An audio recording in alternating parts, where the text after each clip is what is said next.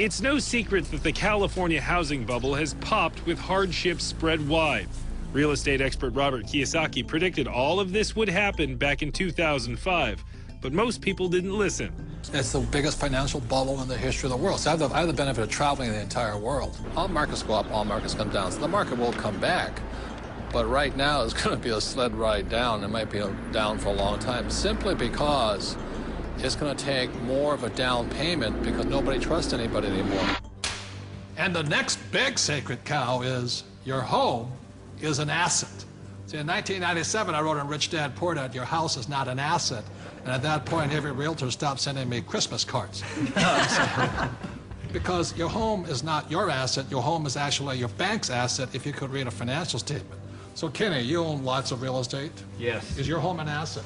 No, not my personal residence. A lot of people are in trouble today? Yeah, it doesn't produce any revenue. Right. You know, I pay the bank every month. It's the bank's asset. Yeah, what everybody's telling me, my house has appreciated in value. Again, that's capital gains versus cash flow. And what the people are finding out now that the real estate market has crashed, and this is all over the world, the value of their home has been sucked out. And so now somehow people are upside down because they're really finding out it's a liability because they still have to pay the bank on that mortgage. You know, so let's say they bought a house for $200,000, they still owe $180,000, but the house is only worth $100,000 now. And they're now finding out that your house is not an asset, it's a liability. And I'll tell you, I'm the largest originator of FHA and VA loans in the entire country out of everybody. I rent. What does that tell you? But as an accountant, is a house an asset? Well, no, you know, the bank considers it, you know, they'll say it's an asset, and the financial planners will say it's an asset, but the reality is it's not an asset unless it's putting money in your pocket. And a house just drains money from your pocket. And the thing that one of my little pet peeves is that people say, well, if you own a house, though, you get a deduction for the interest. Yes, but it's money out of your pocket, and the best you can get is 40 cents on the dollar. Okay, so you're given $1 and you get 40 cents back, you're still out 60 cents. It's not difficult math. Your home is shelter, it's a place to raise a family, but it's not an asset that you're ever going to make money on. It's not a financial asset. No, you might make money in an uptrending market, but today the market's trending down. And that's why in 1997, what I said in Rich Dad Poor Dad, your house is not an asset, was heresy.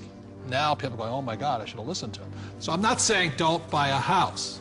I'm saying just don't be financially ignorant and call your house an asset if it's taking money out of your pocket. Because Kim and I own 2 houses, one here in Arizona and one beautiful beach house in Hawaii, and they're our biggest liabilities. People did think, especially in the high times, you know, when the markets were high, they did think their house was an asset. And people, even if they had their mortgage paid off, they were borrowing against their house and putting it into the stock market or wherever they were putting it. So not only were they getting crazy mortgages, but they were taking money out against their house in second, third mortgages. Well, and they were doing it for things like vacations and boats and cars and other things like this. And the reality is the reason they were doing that is because they got to deduct the interest off their taxes. And so they thought that, well, this is okay because I get a deduction. But just because you get a deduction doesn't make it a good thing to do. Well, one of the big mistakes people make is over-improving their house. You know, they put in a $50,000 swimming pool and it brings them $20,000 worth of value. Well, the way I look at it is you just bought a $30,000 babysitter. 50% of the mortgages in Reno are underwater, meaning that the mortgage is greater than the value of the property.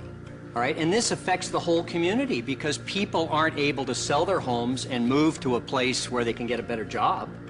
The neighbors aren't going to sell their house because values are so far down. So this has affected entire communities. And again, we've heard people say that your home is an asset. Well, we're talking here about financial education, and this is one of the biggest financial lessons that our country has had to learn, a very hard way, that your home is not an asset. This has happened before, and what's going to happen is new laws will come in, new credit will be loosened again here years from now, and the prices will come up again, and people will do it again. It's about a 20-year cycle, as in anything. The point here is this is the best time to be buying real estate. If you are a first-time home buyer, this is your best time. Just don't call it an asset. You know, this is the best time to getting back in the market.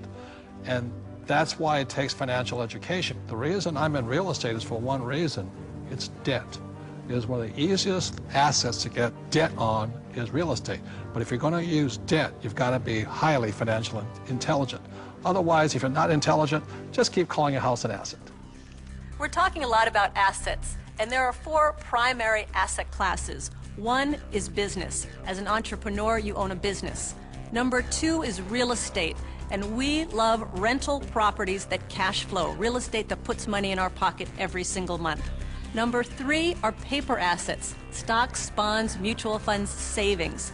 Most E's and S's are in paper assets today. And number 4 are commodities, gold, silver, precious metals, oil and gas.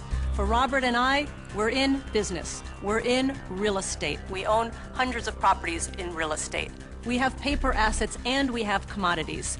So for us, when we talk about diversification, we're in all 4 asset classes.